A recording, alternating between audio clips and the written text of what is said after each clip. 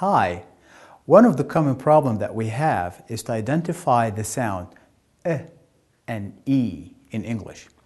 The sound is easy to identify because it's almost always spelled with the letter I, as in big.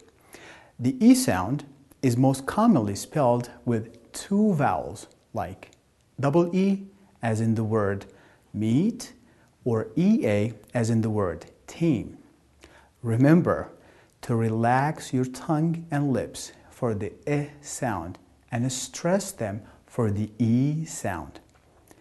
Confusing and e may cause some embarrassment or even can be offensive. Do you mean bitch or beach? Shit or sheet? Piss or peace?